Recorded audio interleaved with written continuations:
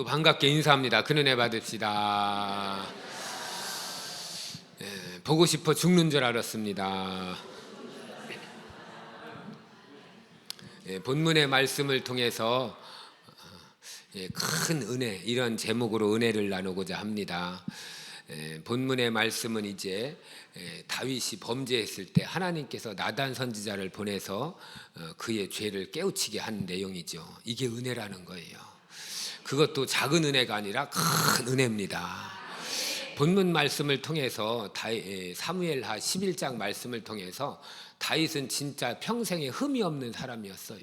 하나님 말씀대로 살고 순종하며 살고, 자기의 섬기는 왕이 억울한 누명씨여서 시기질투로 죽이려고 목숨 걸고 쫓아다니면서 군사를 3,000명이나 풀어가지고 그렇게 죽이려고 했을 때에도 다윗은 그 왕을, 사울 왕을 죽일 수 있는 기회가 2번이나 있었는데도 여호와의 기름 부은 자를 손대는 것은 하나님께서 기뻐하지 않는다라는 말씀을 더 우선한 거예요.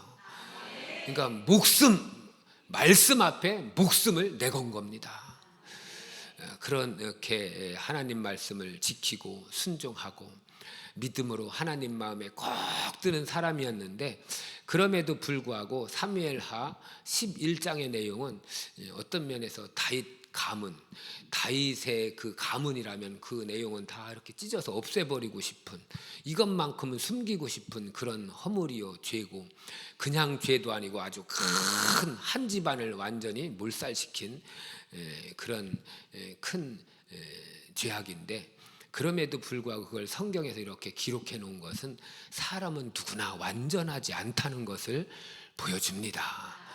그래서 열왕기 상하는 왕들의 이야기거든요. 왕들의 이야기인데 그 내용이 결론 우리에게 주는 내용이 뭐냐? 진짜 왕은 예수님이시다. 우리의 변치 않는 진짜 왕은 예수님이시다. 최고의 왕이라고 하는 다윗도 이런 실수가 있었고, 지혜의 왕이라고 하는 솔로몬도 마지막에 자기 아내들 때문에 우상 숭배해서 이렇게 타락의 길로 가기도 했는데, 그래서 아무리 지혜를 주어도, 아무리 부유를 주어도, 아무리 하고 싶은 거 다 하도록 최고의 하나님 마음에 들어서 그렇게 축복해 주어도 온전한 사람은 없다. 예수밖에 없다. 이거를 강력하게 들려주고 있습니다. 우리의 왕 예수 그리스도, 영원한 왕 예수 그리스도, 변치 않는 왕 예수 그리스도, 흠이 없는 왕 주 예수 그리스도. 그래서 예수를 강력하게 소개해주고 있으니 진짜 내 영혼의 영원한 왕 되신 예수를 꼭 믿고 살기를 예수님의 이름으로 축복합니다. 그래서 오늘 거기에 이어지는 내용이죠. 오늘 큰 은혜가 제목인데, 우리는 정말로 은혜 아니면 살 수가 없는 존재죠. 다윗이 그렇게 성군 인정받는 대단한 사람이었지만 그도 이렇게 큰 오점, 단점, 실수가 있었음을 보여줍니다. 그런데 그 잘못을 할 때 놔둔 것이 아니라 하나님이 나단 선지자를 통해서 무섭게 책망을 합니다. 이게 은혜라는 거예요. 이게 실수할 때 실수하도록 계속 방치하는 것이 아니라 찾아오는 주님, 만나주시는 주님, 바꾸게 해주시는 주님, 회개케 해주시는 주님, 이게 은혜입니다. 은혜.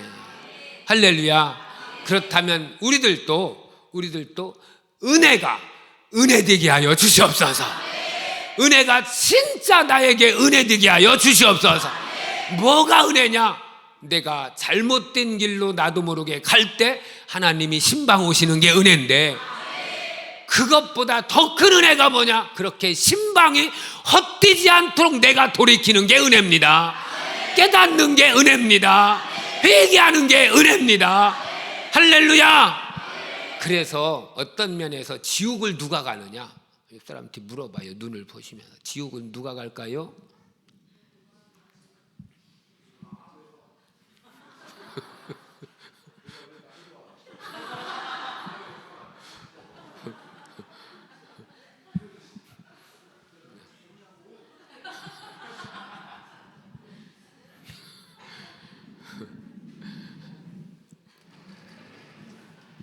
여기 가끔 한마디씩 해줘야 다 잠 깨요.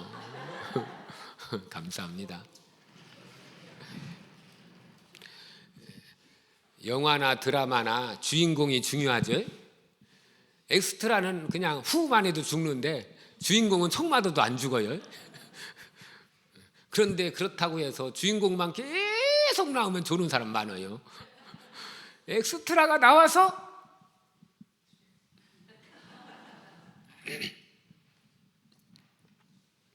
그게 은혜예요. 지옥은 누가 가느냐? 죄 져서 지옥 가는 것이 아니라 회개치 않아서 가는 거예요. 돌이킬 줄 몰라서 가는 거예요.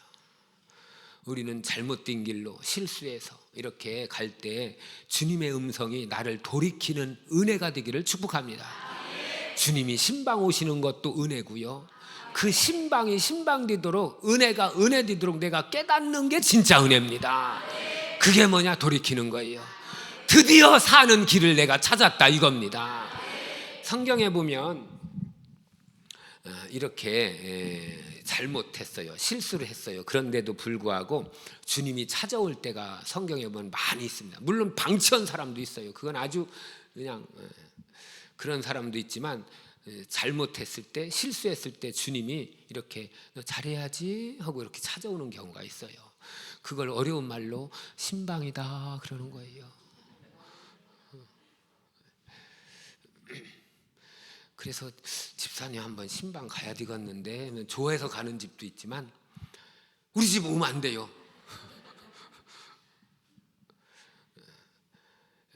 요즘에는 그런 교인들이 많다는 거예요.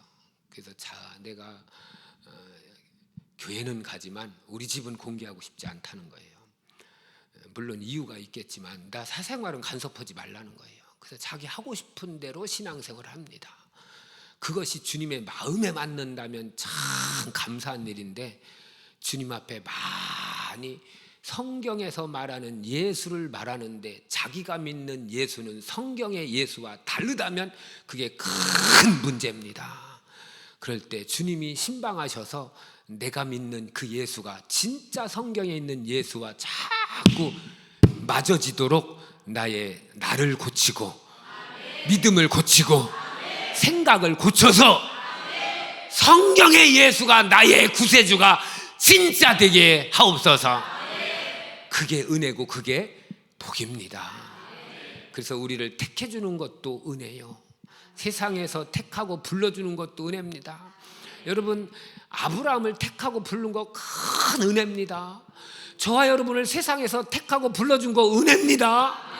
빨리 알려줘요. 은혜 받아서 여기 있는 겁니다. 시작. 은혜 받아서 여기 있는 거예요. 은혜 받아서. 여호수아 24장 2절 3절인가 보면요, 이 아브라함이 갈대아 우르에서 다른 신 우상 숭배했다고 그랬어요. 거기서 하나님이 불러주셔서 가나안 땅으로 이끌어 주셨습니다. 이게 뭘 의미합니까? 우리는 세상에서 다 우상 숭배. 목사님 난 아무것도 안 섬겼어요. 그게 우상이요. 그게 우리는 아무것도 안 섬기는 그게 우상. 그게 자기가 우상이요. 우린 예수만 섬겨야 돼요. 나의 창조자, 나의 구세주, 우리 주님을 섬겨야 이게 우상 섬기지 않는 것입니다.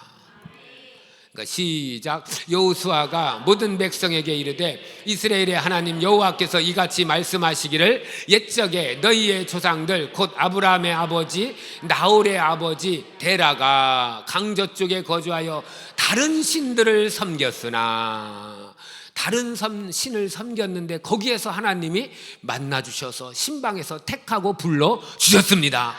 이게 첫 번째 은혜입니다. 그리고 불러주셔서 말씀을 들려주시고 예수님을 예수님으로 믿고 시인하고 고백해서 구원받게 한 거 은혜입니다. 이게 은혜입니다. 거기서 구원받아서 끝난 것이 아니라 우리를 계속 이끄는 거예요. 자라나게 하고 성장하게 하고 믿음 갖게 하고 시험을 이기게 하고 이렇게 해서 우리를 자꾸 성화라고 그러죠. 성화. 거룩한 자로 계속 만들어가는 거. 아브라함을 불러서 처음부터 믿음의 조상이 된 것이 아니었어요. 그를 계속 이끌고 갑니다. 시험거리가 올 때도 견디게 해주고, 처음에는 가나안 땅의 그 먼 길을 왔지만 오자마자 뭘 만났느냐? 흉년을 만났어요. 기근을 만났어요. 먹을 게 없는 거예요. 그래서 먹을 걸 찾아서 다시 또 애굽으로 갑니다.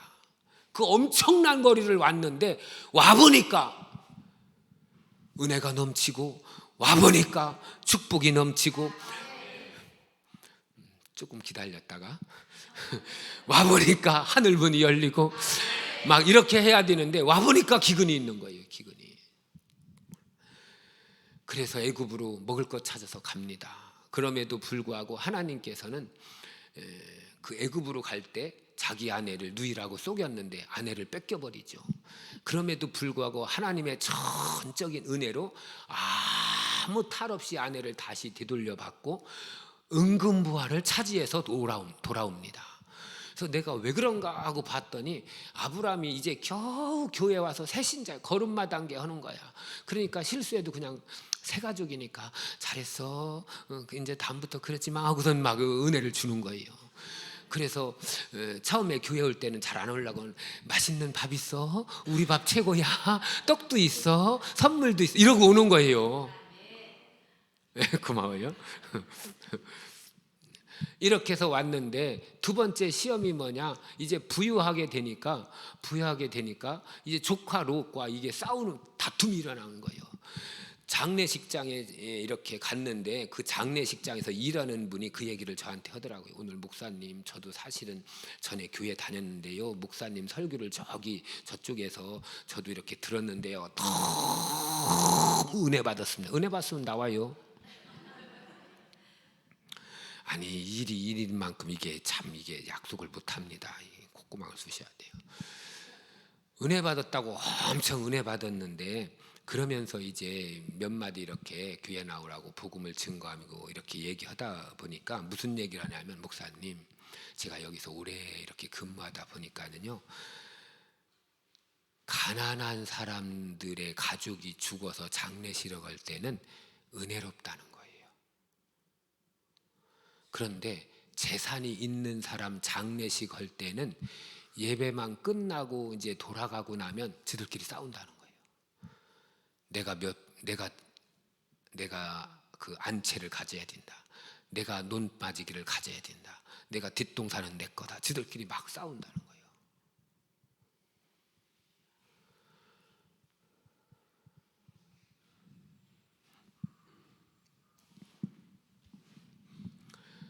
아브람과 조카 롯이 부자가 됐으니까 더 할렐루야, 놀렐루야, 영광일세 막 이래야 되는데 다툼이 일어났어요. 야, 아브라함이 불러서, 야, 다투지 말고 네가 먼저 택해라. 네가 좌하면 우하고 우하면 내가 좌하겠다. 그래서 이제 거두절미하고 거기서 이제 이렇게 분가하는 내용이 나오죠. 그게 두 번째 시험이었어요. 큰 두 번째 시험. 그때 아브라함은 물질을 초월한 내용이 거기 나오는 거예요. 물질을. 왜냐? 하나님의 은혜로 이만큼 된 것도 하나님의 은혜인데 네가 먼저 택해라. 이게 초월했다는 거예요. 할렐루야. 우리 또 이 은혜 속에 살기를 축복합니다. 그렇게 하면서 자녀를 주겠다는데 안 주니까 이번엔 세 번째 시험이 또 뭐냐? 뭐 다 이렇게 건너뛰어서 하가를 통해서 이렇게 자녀를 생산하려고 합니다. 그때 아브라함이 참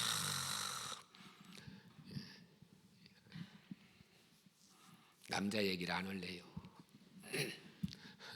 그렇게 해서 이제 하나님의 약속을 저버리고 인간의 육신의 생각을 통해서 이렇게 이스마엘을 낳게 되죠. 그런데 성경을 보면 그 이스마엘을 낳은 때부터 13년 이상을 하나님이 아무 말이 없어요. 이거를 조금 하나님 앞엔 죄송하지만 하나님이 삐졌다 이 소리예요. 우리가 믿음으로 살아야 될 사람이 믿음으로 살지 않고 지 육신의 생각대로 가면 하나님이 좀 삐져요. 그럼 하나님이 삐지면 하나님이 손해냐? 너만 손해예요. 하나님이 말이 없어요. 13년이라는 긴 세월 동안 아무 말 없다가 99세 때 드디어 만나 주십니다. 그렇게 해서 이삭이 생기는 거예요.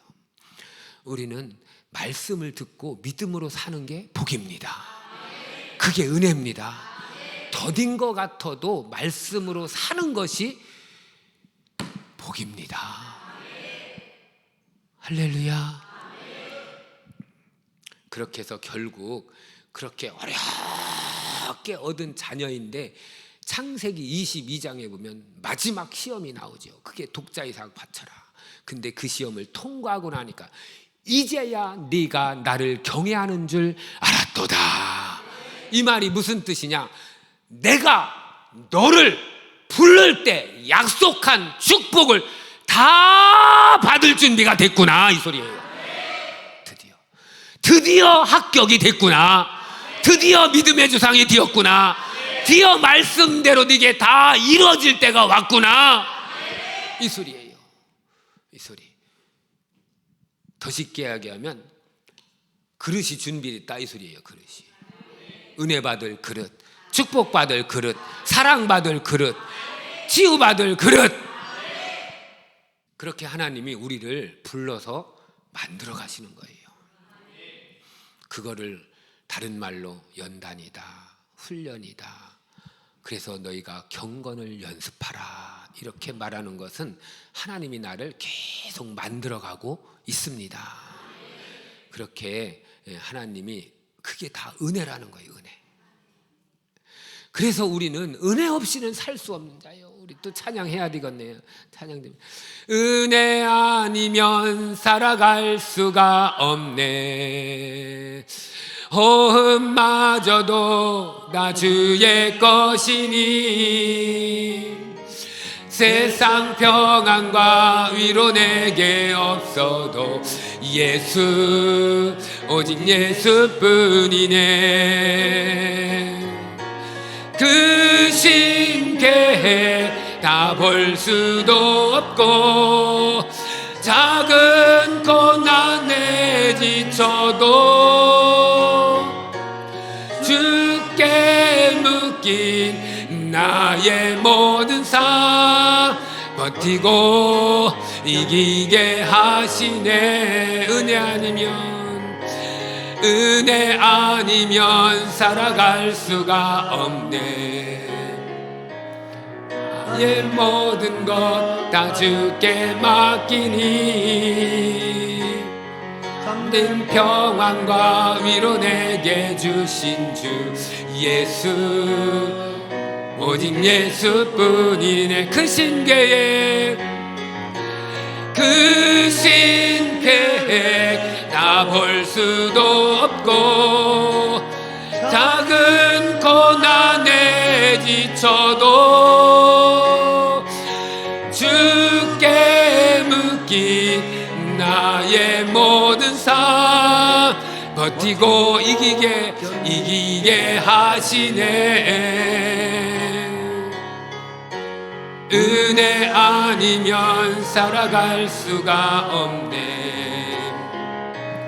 나의 모든 것 다 주께 맡기니 참된 평안과 위로 내게 주신 주 예수, 오직 예수뿐이네. 할렐루야. 우리를 택하고 부른 것도 은혜요. 우리를 구원받게 해주신 것도 은혜요. 우리를 자라나고 성장하게 해주는 것도 은혜요. 더 나아가서 주님 앞에 쓰임받는 것도 다 주님의 은혜입니다. 그래서 사도 바울이 고린도전서 15장 10절에 나의 나딘 것은 하나님의 은혜로다. 우리를 또 그 은혜 속에 살고 있는 줄 믿습니다.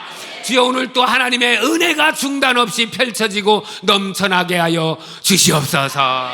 은혜로 사는, 은혜로 더 나가는 우리 모두가 되기를 예수님의 이름으로 축복합니다.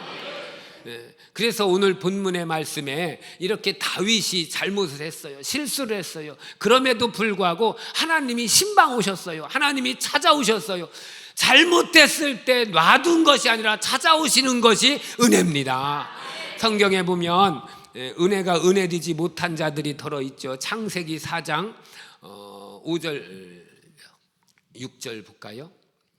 시작. 이에 그들의 눈이 밝아져 자기들이 벗은 줄을 알고 무화과 나무 잎을 엮어 치마로 삼았더라. 아멘. 저게 무슨 내용인지 다 알죠? 먹지 말라는 거 따먹어서 저렇게 된 거예요. 그런데 이 눈이 밝아졌어요. 무슨 눈이 밝아졌느냐? 벗은 줄을 알고. 이게 뭐냐? 부끄러움으로 알게 됐다는 거예요. 어린 나들은 빨개 벗고 돌아다녀도 아무 상관없죠. 우리는 그런 눈으로 하나님이 만들었어요. 여자를 봐도 남자를 봐도 부끄럽지 않는 선한 모습만 집어넣어서 만드는 거예요. 근데 무슨 눈이 밝아졌느냐? 허물을 허물로 보고 죄를 죄로 보고 부끄러운 걸 부끄러움으로 볼 수 있는 이 악을 눈을 떠졌다는 거예요.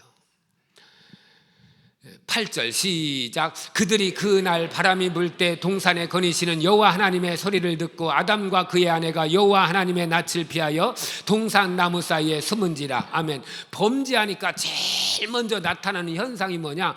하나님이 기쁨이고 하나님이 감사고 하나님이 최고고 하나님이 행복이었는데 하나님이 나타나니까 피하는 거예요. 피해.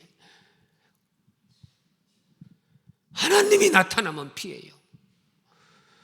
이것이 죄의 습성입니다. 이게 마귀의 특징이에요. 우리는 하나님이 나타나면 너무 기다렸습니다. 삭개오처럼 반갑게 맞이하기를 축복합니다. 근데 죄는 자꾸 숨게 만들어요. 9절 시작. 여호와 하나님이 아담을 부르시며 그에게 이르시되 내가 어디 있느냐. 아멘. 범죄한 아담과 하와에게 이렇게 찾아왔다는 그게 은혜라는 거예요. 은혜. 찾아온 것이 은혜입니다. 만나주신 것이 은혜입니다. 잘못했을 때 잘못을 잘못이라고 알려주고 깨우쳐주는 것이 은혜예요. 그런데 10절 시작. 내가 동산에 하나님의 소리를 듣고 내가 벗었으므로 두려워하여 숨었나이다. 이르시되 누가 너의 벗었음을 네게 알렸느냐? 내가 네게 먹지 말라 명한 그 나무 열매를 네가 먹었느냐? 아멘. 하나님이 지금 몰라서 물어볼까요? 몰라서. 돌이키라 이 소리예요. 네 잘못을 시인해라 이 소리예요. 그런데 12절 시작. 아담이 이르되 하나님이 주셔서 나와 함께 있게 하신 여자 그가 그 나무 열매를 내게 주므로 내가 먹었나이다. 아멘. 아담의 대답은 한마디도 틀린 게 없어요. 틀린 게 없어요. 맞는 말입니다. 그런데 하나님이 원하는 대답이 아니었다는 거예요. 우리는요, 맞는 얘기하지 말고 믿음을 얘기해야 돼요. 진실을 얘기해야 돼요. 사실은 사실대로. 그래, 죄 졌으니까 너 죽어. 그럼 죽을 거예요. 죄 졌으니까 잘못했습니다. 이게 사는 거예요. 이게 믿음입니다. 아담은 틀린 얘기한 게 아니에요. 맞는 얘기인데 자기 영혼에겐 틀린 얘기예요. 하나님 앞에도 틀린 얘기예요. 우린 내 영혼에 맞는 믿음의 언어가 나오기를 축복합니다. 그러니까 아담은 하나님이 잘못했을 때 신방 오셨는데 은혜가 은혜되지 못한 경우예요. 두 번째 4장 5절, 창세기 4장 5절 시작. 가인과 그의 재물은 받지 아니하신지라. 가인이 몹시 분하여 안색이 변하니 여호와께서 가인에게 이르시되 네가 분하여 함은 어찌 됨이며 안색이 변함은 어찌 됨이냐. 아멘. 이것도 무슨 얘기인지 알죠? 제사 드렸는데 가인과 그의 재물은 받지 않은 거예요. 받지 않으니까 막 안색이 이렇게 변해버리고 뚜껑이 열렸다 이 소리예요. 그런데 그때 하나님이 방치하지 않고 그를 깨우치려고 신방으로 오신 거예요. 이게 은혜입니다. 찾아오신 게 은혜입니다. 찾아왔어요. 네가 왜 분해하냐? 네가 분할 이유가 없지 않느냐? 근데 분을 낸 거예요.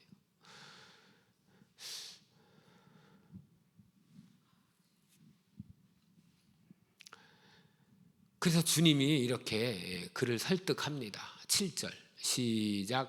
네가 선을 행하면 어찌 낯을 들지 못하겠느냐? 선을 행하지 아니하면 죄가 문에 엎드려 있느니라. 죄가 너를 원하나 너는 죄를 다스릴지니라. 아멘.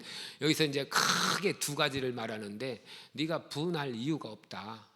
이 얘기를 영적으로 말하면 너를 분내게 하는 자가 따로 있다 이 소리예요. 그게 요한일서 4장 12절입니다.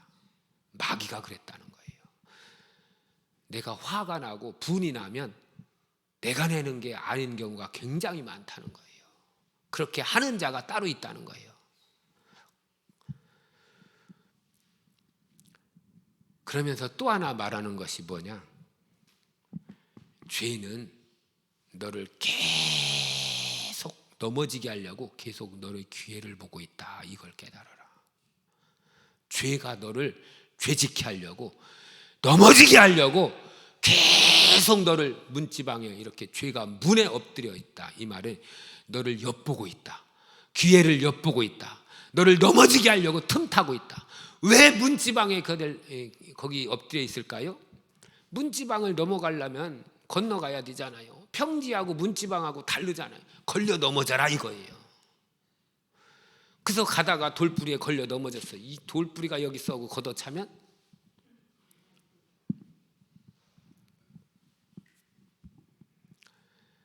바로 이것을 깨달아. 그래서 죄가 이렇게 너를 넘어지게 하고 너를 화나게 했으니 넌 거기에 넘어지지 말고 네가 죄를 다스려라. 이 말은 너는 충분히 죄를 다스릴 능력이 있다. 하나님이 그렇게 만들어 주셨다. 옆 사람한테 알려줘요. 내가 이런 사람입니다. 옆 사람한테 또 알려줘요. 집사님은 충분히 눈 뜰 수 있습니다.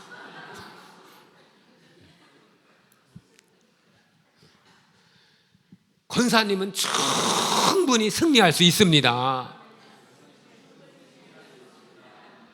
다스릴 만한 힘이 있다고 하나님이 말씀했잖아요. 다스릴 능력이 우리에게 있습니다. 그냥 침대가 그냥 너무 좋아도 다스릴 능력이 있어요. 침대야 비켜라. 옛날에는 없었죠. 근데 문을 열고 들어가면 침대가 내 이놈 다 일로 와 이러잖아. 그럼 거기에 이제 엎으러지는 순간 못 일어나. 집집마다 다 있죠.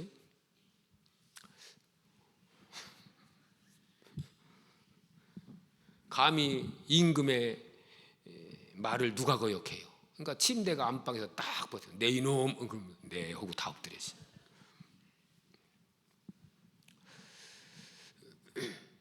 그러니까 우리에게는 다스릴 능력이 있어요. 비켜라, 물러거라, 사단아 떠나갈지어다. 우리에게는 이런 능력이 있습니다. 권세가 있습니다. 우리에게는 힘이 있습니다. 하나님이 함께하고 계시기 때문입니다. 능력이 있어요.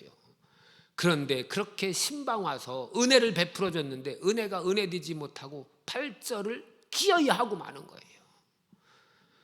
기어이. 이게 나온 대로 그대로 행하는 거예요. 이것이 바로 가인의 결과였습니다. 더 있는데 그만 보고 우리 창세기 26장 1절 시작. 아브라함 때 첫 흉년이 들었더니 그 땅에 또 흉년이 들매 이삭이 그랄로 가서 블레셋 왕 아비멜렉에 이르렀더니 여호와께서 이삭에게 나타나시매 애굽으로 내려가지 말고 내가 네게 지시하는 땅에 거주하라. 아멘. 아브라함, 자기 아버지 아브라함 때도 흉년이 왔어요. 그래서 아브라함은 애굽으로 내려가서 거기서 고생하고 이제 하나님의 은혜 가운데 이렇게 돌아오게 됩니다. 근데 이삭의 때 또 똑같은 흉년이 찾아왔어요. 근데 그 아버지의 그 아들이라고 아버지가 간 거 어디 가겠어요? 그 속에서 나왔는데 똑같이 또 애굽으로 내려가려고 합니다. 그런데 이삭은 2대잖아요. 믿음의 2대. 그 아버지가 믿음의 조상으로 인정받았어요. 그 아버지의 혈육의 그것도 흐르지만 믿음도 흘러요. 믿음도 흘러요. 그러니까 하나님이 아브라함 내려갈 때는 안 만나줬어요. 근데 이삭이 내려갈 때 신방으로 오신 거예요. 너 내려가지 마.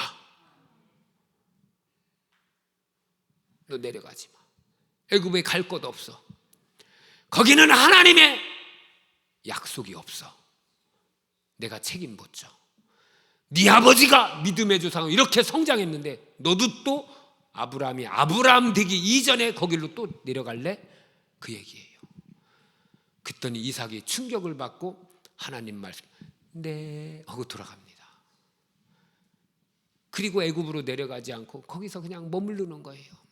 그랬더니 12절에 축복이 내려옵니다. 12절 시작. 이삭이 그 땅에 농사하여 그 해에 100배나 얻었고 여호와께서 복을 주심으로 그 사람이 창대하고 왕성하여 마침내 거부가 되어 양과 소가 때를 이루고 종이 심히 많음으로 거기까지. 아멘. 아멘. 순종하니까 순종한 자에게 내려준 약속대로 이루어지는 거예요. 믿음대로 이루어지는 거예요. 이렇게 곁길로 갈 때 하나님이 신방 오셔서 은혜를 베풀어 줬는데 이삭의 경우는 은혜가 됐어요. 왜? 받아들였어요. 순종했어요. 흉년이 왔는데 가설들도 식솔들도 많은데 이것이 정말로 현실을 보면 내려가야 돼. 근데 주님 말씀은 내려가지 말라는 거야. 그러니까 현실을 꺾고 하나님의 말씀을 믿고 그 해에 농사를 졌더니 100배나 얻은 줄 믿습니다. 그러면 보세요. 그 해에 100배 얻었어요. 그 해에, 그러니까 그 흉년의 해, 흉년의 해. 그러면 지금 흉년이 와서 애굽으로 내려갈 때 양식이 없을까요? 없을까요? 있어도 조금밖에 없겠죠. 그러면 그 해에 농사짓는데 농사지면 오늘 심으면 내일 추수할까요? 안 할까요? 이쪽 가서 물어봐야 되나? 뭘 말해주느냐? 그러니까 심어서 추수할 때까지 그도 고생했다 이 소리예요. 그런데도 말씀을 믿었다 이 소리예요. 인내했다 이 소리예요. 그러니까 크던 작던 하나님 말씀을 순종하려면 기간이 필요하다 이걸 말해줍니다. 그게 믿음입니다. 도깨비 방망이처럼 그냥 금나라 뚝딱 하면 그냥 나오면 그건 믿음이 필요해요. 금방 나오는데. 그런데 시간이 걸리고 시일이 걸리니까 그래서 믿음이 필요한 거예요. 그래서 인내가 필요합니다. 이삭에게는 그 믿음이 그 은혜가 진짜 은혜가 되었음을 보여줍니다.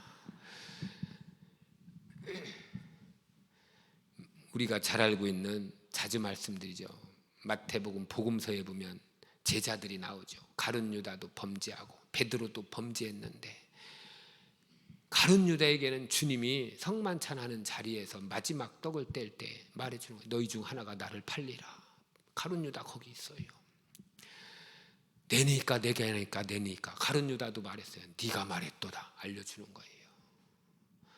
내가 떡을 찍어서 주는 그 자가 나를 팔 자다. 떡을 찍어서 주면서 말을 해요. 그래도 못 알아들어요. 은혜가 은혜되지 못합니다. 그런데 베드로는 네가 오늘 밤 다 굴기 전 나를 3번 부인하리라. 그때는 무슨 말인지 몰랐어요. 근데 그 밤이 지나기 전 몇 시간 후에 진짜 예수님을 부인하고 저주하고 맹세까지 했는데 닭 울음소리 앞에 은혜가 된 거예요. 닭 울음소리 앞에 깨달은 거예요. 닭 울음소리 앞에 통곡하고 돌이켰습니다. 우리 다 베드로가 되기를 예수님의 이름으로 축복합니다. 오늘 성경 말씀이 그 얘기예요. 다윗이 범죄했을 때 오늘 1절 시작.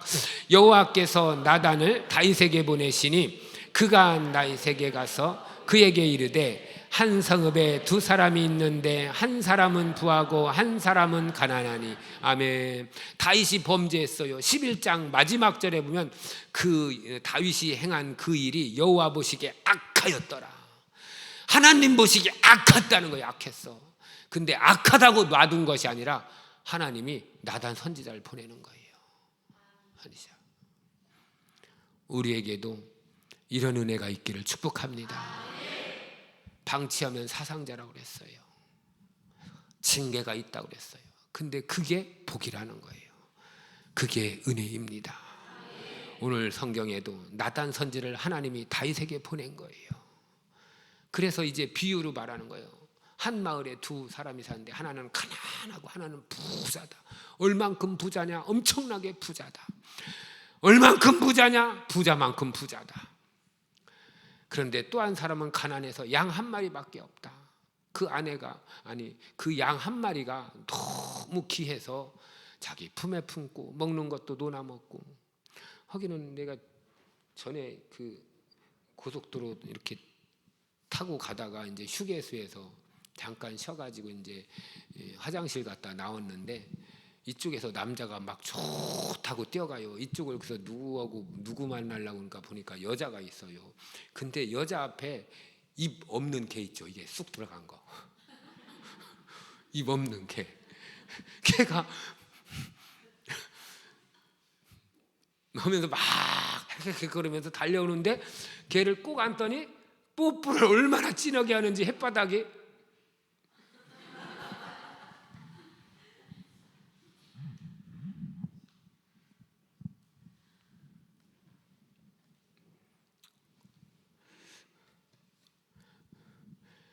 그 양을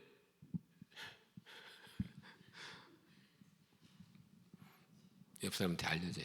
하나님 사랑하고 이웃을 사랑합시다.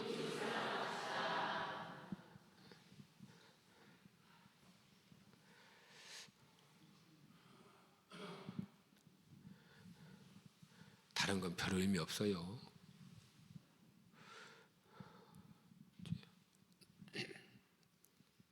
양이 있는데 너무 귀하고 가난 그거 하나야 재산이라고.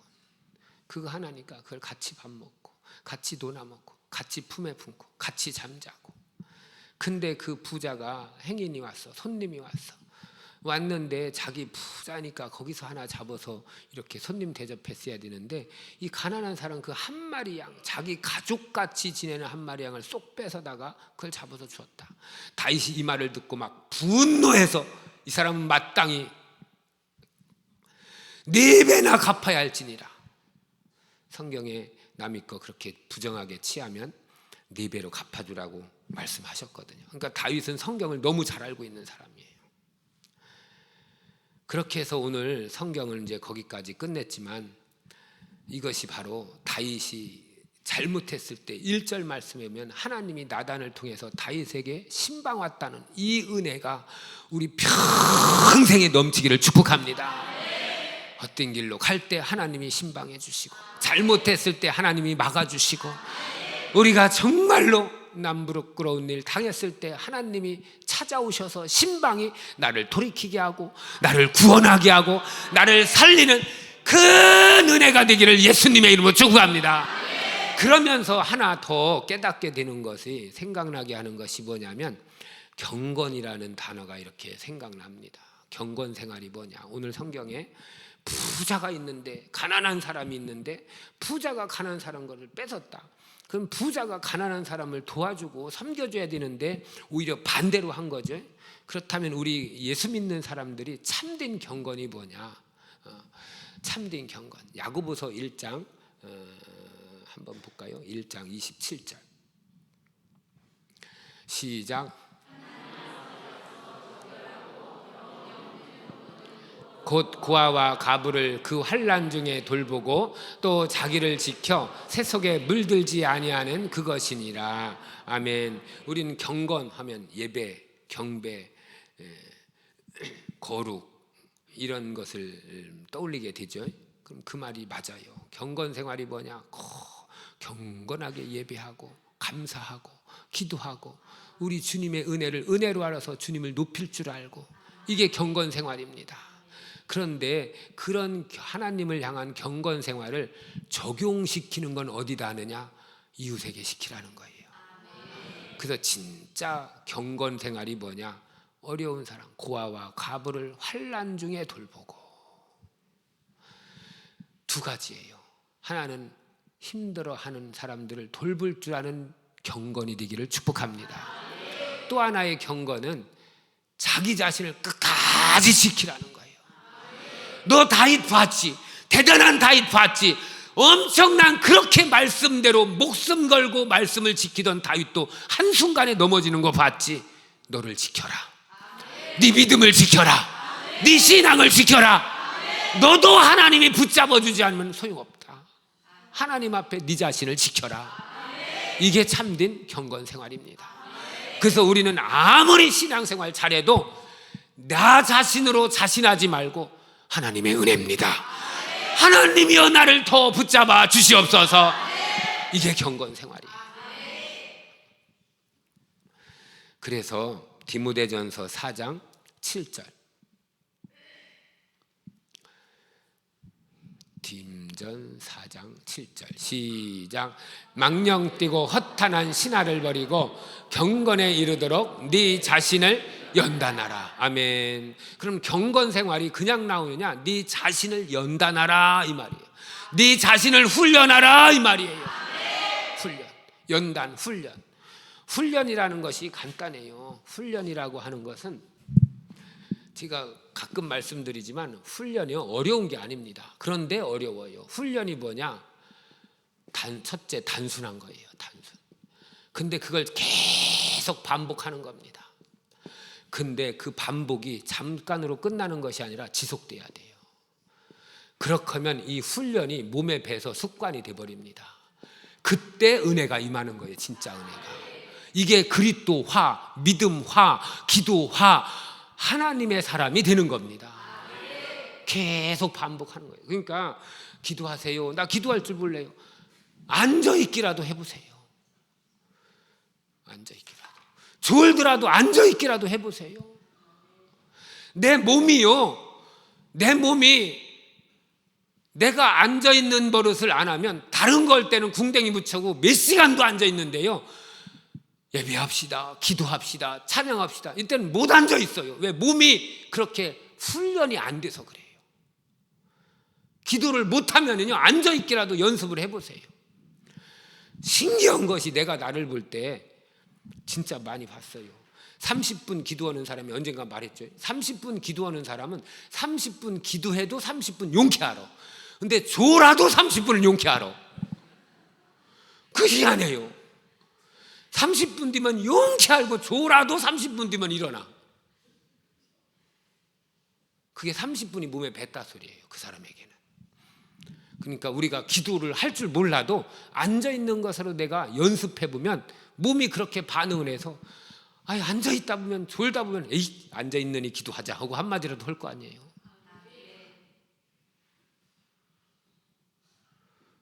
그래서 혼자 하기 힘들기 때문에 다니엘 기도에도 있어요. 또 옆 사람한테 알려줘. 우리 위에 새벽 기도도 있습니다. 연단하는 말이 훈련하라 이런 소리예요. 연습하라, 훈련하라. 그래서 8절 시작. 육체의 연단은 약간의 유익이 있으나 경건은 범사에 유익하니 금생과 내색에 약속이 있느니라. 아멘. 우리 경건을 연습하는, 연단하는 훈련에서 내 몸을 기도하는 사람, 예배하는 사람, 본문의 말씀처럼 이렇게 고아와 과부를 돌아볼 줄 아는 사람이 꼭 되어지기를 축복합니다. 그러면 내 자신의 육체가, 목마른 사람은 물 먹으라고 아무도 안 알려줘요. 자기가 알아서 냉장고 앞에 서 있습니다. 문을 열고 먹어요. 아무도 안 알려줘요. 냉장고에 먹을 물 없으면 24시라도 갑니다. 24시라도. 안 알려줘도 몸이 그렇게 반응해서 가요. 그게 왜 그러냐? 육신은 그렇게 배어있기 때문입니다. 그래서 영적인 것도 경건은 금생과 내생, 이 세상과 영원한 세상, 천국에서도 유익한 약속이 있다고 했으니 우리 경건을 자꾸 연습해서 훈련해서, 어려운 게 아니라 그냥 단순한 거예요. 그냥 앉아있기라도 하는 거예요. 앉아있다 보면 한마디라도 나온 거지. 그러니까 예배 시간도요, 미안해요, 미안합니다. 일찍 오는 사람은 항상 일찍 와요. 근데 늦게 오는 사람은 항상 늦게 와요. 그게 몸이 그렇게 배서 그래요. 생각이 그렇게 배버렸어요. 생각이. 그러니까 연단, 연습, 훈련. 그러니까 일찍 가자. 소용없어요. 그렇게 된 사람은 시간 돼야 와요. 오늘 시간 남았네? 그래도 똑같이 와요. 그게 생각이 그렇게 돌아가기 때문입니다. 그래서 우리 오늘 성경 말씀을 통해서 경건, 한번 생각해 봤는데 우리 자신이 기도하는 습관, 예배하는 습관, 찬양하는 습관, 남을 도울 줄 아는 습관, 이런 믿음의 습관, 경건이 꼭 내 몸에 배서 부자가 가난한 사람 거 뺏는 자가 아니라 섬길 줄 아는 믿음의 사람으로서 천국까지 꼭 승리하기를 예수님의 이름으로 축복합니다. 주여 내게 은혜가, 주님의 은혜가 은혜되게 하옵소서. 기도하겠습니다.